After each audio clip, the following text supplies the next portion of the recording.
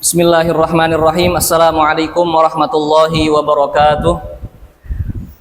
Alhamdulillah wassalatu wassalamu ala Rasulillah wa ala alihi wa sahbihi wa mawalah. Wala haula wala quwata illa billah. Amma ba'du.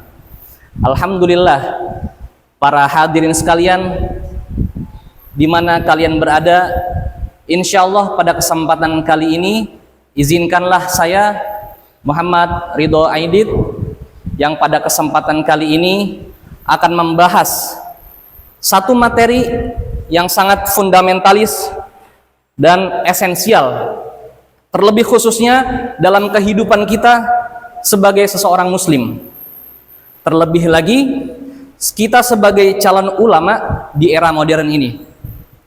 Dan video ini dibuat untuk melaksanakan ujian akhir semester 1 dalam matkul ilmu komunikasi dan dakwah dari yang ditugaskan oleh Om Bagus. Maka dengan membaca Bismillahirrahmanirrahim, kita akan memulai satu materi yang sangat fundamentalis, di mana ilmu ini dan materi ini disebut dengan ilmu fikir.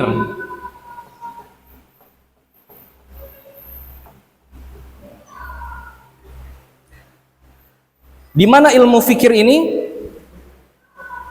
dilaksanakan oleh akal kita, di mana akal kita adalah suatu hal dan suatu zat yang membedakan antara manusia dan juga dengan hewan dan dengan tumbuhan. Di mana manusia memiliki akal, akan tetapi hewan dan tumbuhan tidak memiliki akal seperti manusia.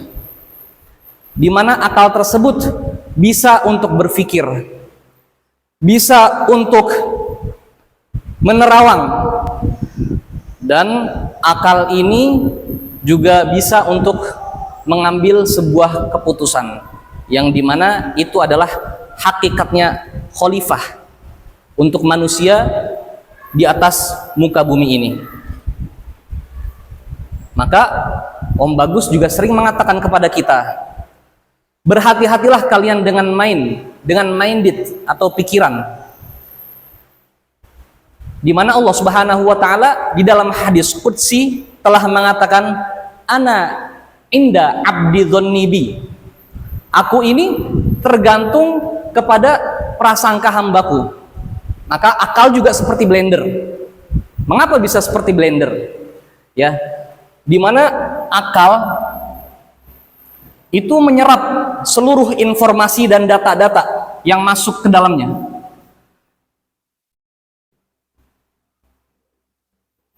Lalu diproses di dalam akal. Begitu juga blender. Suatu hal-hal yang masuk, benda-benda yang masuk ke dalam blender diproses. Akan tetapi keduanya memiliki perbedaan. Blender memiliki tombol on dan off, sedangkan akal tidak memiliki tombol on dan off.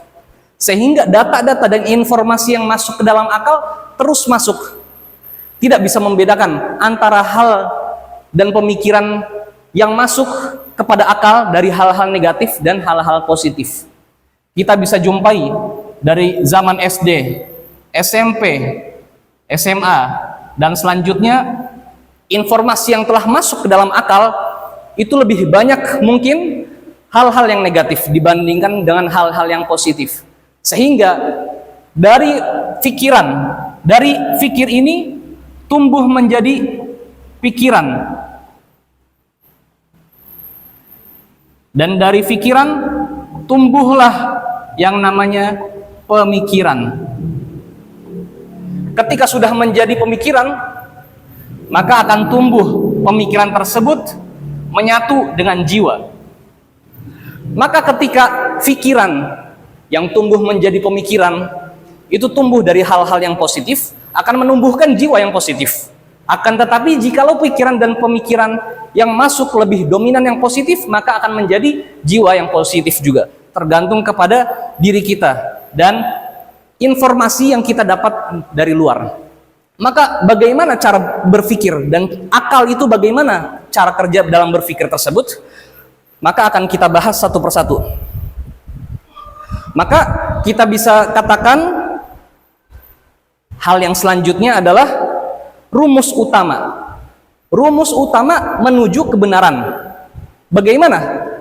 Om Bagus telah menjelaskan. Rumus utama menuju kebenaran adalah dengan satu teori. Dan satu teori ini harus dikuasai betul-betul untuk menjadikan akal kita menuju kepada kebenaran dan kedamaian. Apa rumusnya? Yang telah disampaikan oleh Om Bagus adalah bila mana pola pikiran sudah benar. Maksudnya apa? Pola pikiran sudah benar maksudnya apa? Yaitu selaras dengan fitrah insani. Ya, selaras dengan fitrah insani. Apa fitrah insaninya? Yaitu ketika kita memiliki pemikiran yang keren, itu kita jangan sombong. Mengapa demikian? Dikarenakan belum tentu pemikiran yang keren itu bisa selaras dengan jalannya Allah Subhanahu wa taala. Bagaimana ketika kita memiliki pemikiran yang keren, akan tetapi kita tidak bisa memahami kebenaran ilahi. Itu yang pertama. Jikalau kita memiliki pola pikir yang benar. Lalu yang kedua, jikalau kita sudah mengerti kebenaran, maka sebelumnya kita harus mengetahui perbedaan yang mana yang benar dan yang mana yang salah. Maka itu terjadi kepada fitrah insani. Bila mana pola pikirmu sudah benar, dan yang kedua, bila mana kamu sudah memahami kebenaran, lalu bila mana pola pikirmu itu sudah konstruktif atau sudah selektif, kamu bisa membedakan mana yang benar, mana yang salah, menjaga daripada yang haram, mana yang halal, mana yang haram, mana yang haram, mana yang syubhat. Kita bisa mengolah, kita bisa selektif. Itulah yang ketiga.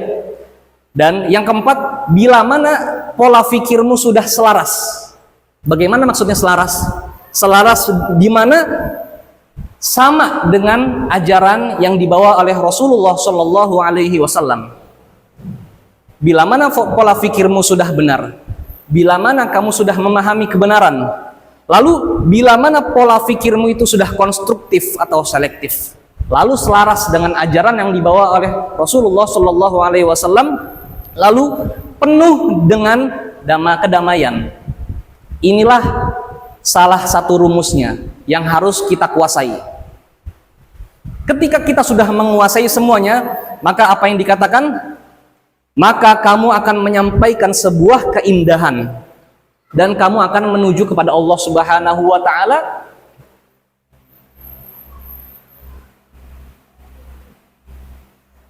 dengan penuh kemudahan. Inilah tujuan daripada ilmu fikir yang sedang kita bahas pada siang hari ini. Allah Subhanahu wa taala telah berfirman di dalam surah Yunus ayat 100, "Wa ma kana li nafsin an tu'mina illa bi idznillah wa yaj'alur rijsa 'alal ladzina la ya'qilun." Bagaimana seluruh itu bisa kita dapatkan? Kita bisa mencapai kepada Allah atas izin daripada Allah Subhanahu wa taala. Tidak ada seorang pun yang beriman kepada Allah Subhanahu wa taala kecuali dengan izin Allah. Sebagaimana ayat yang tadi kita jelaskan di dalam surah Yunus ayat 100. Kita bisa mencapai kepada Allah dengan izin daripada Allah Subhanahu wa taala. Dan ingat, bagaimana di akhir ayat Allah menjelaskan, dan Allah akan menimpakan azab kepada orang yang tidak mengerti. Yang artinya bagaimana? Orang yang tidak mengerti adalah orang yang tidak berfikir. Bagaimana keselarasan antara izin Allah dan juga pemikiran yang kita pikirkan dengan akal kita.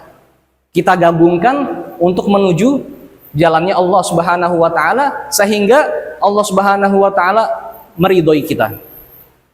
Yang selanjutnya, Om Bagus juga telah menjelaskan kepada kita ada 7 langkah berpikir, ya, agar pikiran kita, agar cara berpikir kita benar. Itu kita mempunyai 7 cara berpikir.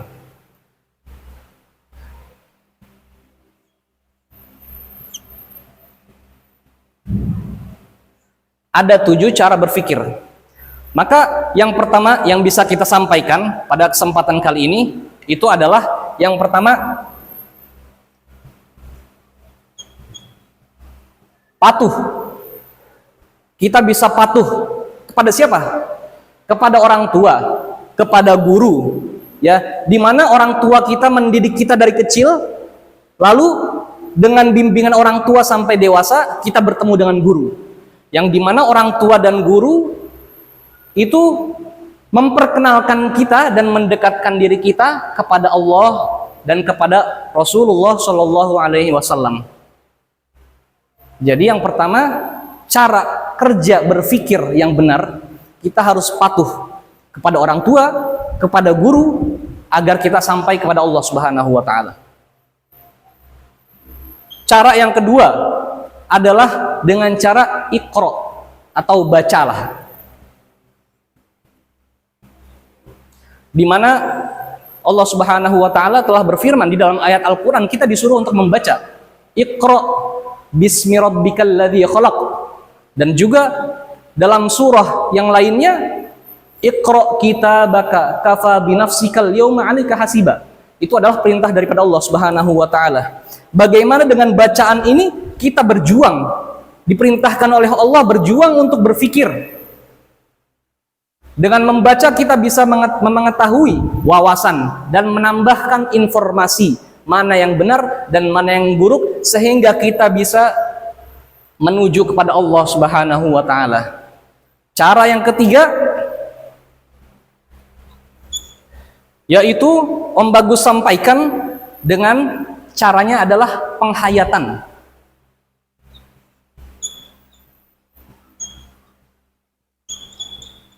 Bagaimana penghayatan ini? Penghayatan semua data-data dan semua ilmu yang telah kita serap dan yang akan kita serap. Bagaimana pengendalian pikiran itu?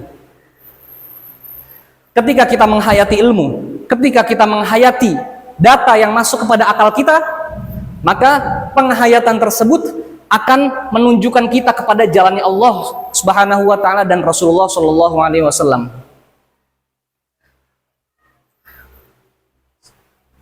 Dalam posisi cara yang pertama, ya, pastilah kita akan mendapatkan cobaan. Kita akan mendapatkan musuh-musuh berpikir. Apa saja musuh-musuh berpikir? Dalam suatu kepatuhan, kita mempunyai musuh yang pertama adalah ammarah bisu.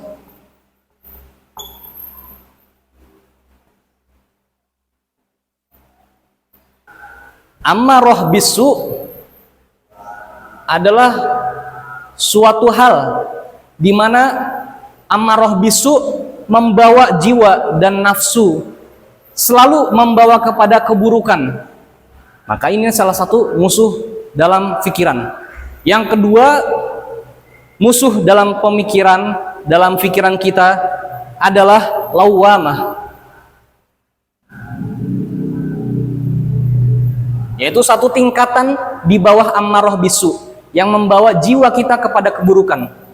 Dan yang terakhir, musuhnya daripada kepatuhan dalam cara kita berpikir adalah syaitan.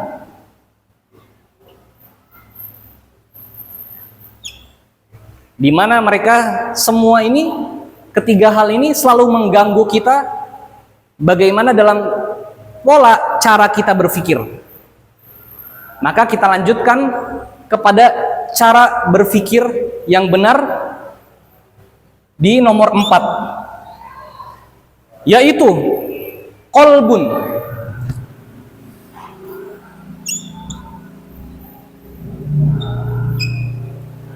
Qalbun bukan berarti hati, akan tetapi qalbun adalah bisa diartikan sesuatu yang dapat berbolak-balik secara cepat. Dalam doa yang selalu kita panjatkan, ya muqallibal qulub, tsabbit qulubana ala dinika wa ala ta'atik. Kita meminta kepada sang zat yang membolak-balikan, yaitu Allah Subhanahu wa Ta'ala. Maka qalbun di sini juga memiliki musuh yaitu daripada tipuan, daripada ujian, daripada senda gurau yang ada, ya. Maka dari itu kolbun ini harusnya bisa untuk menjaga hati kita agar selalu apa? Agar selalu kita berada dan berpihak kepada Allah Subhanahu wa taala. Maka suatu zat dan suatu pemikiran yang tidak berpihak kepada Allah Subhanahu wa taala, dia adalah pemikiran atau pikiran yang salah. Kita lanjutkan ke pemikiran nomor 5.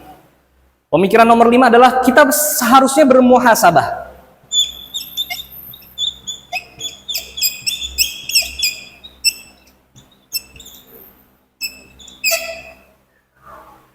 Kita harus bermuhasabah. Bagaimana agar kita tidak merasa paling benar? Karena ketika kita tidak bermuhasabah, maka kita akan merasa diri kita ini merasa yang paling benar. Maka dari situ cara berpikir yang benar, setelah kita berpikir, setelah kita berusaha agar menuju kepada Allah, kita harus bermuhasabah. Yang selanjutnya, yang keenam, mungkin di sini agar tetap terlihat, ya. Yang keenam, setelah kita bermuhasabah, cara berpikir yang benar, kita harus bertaubat. Namun dalam poin yang keenam itu dibagi lagi menjadi dua. Bagaimana? Untuk yang pertama, untuk orang yang salah, untuk orang yang bersalah, untuk orang yang berada di jalan yang kurang benar, maka yang diperlukan adalah poin 6A. Apa itu poin 6A? Yaitu taubat. Taubatan nasuha. Taubat an-nasuha. Adapun yang kedua, untuk orang yang benar. Untuk orang yang benar, kita bisa beri poin 6B. Yang sudah berada di jalan kebenaran. Kita bisa beri nama 6B, yaitu istiqomah.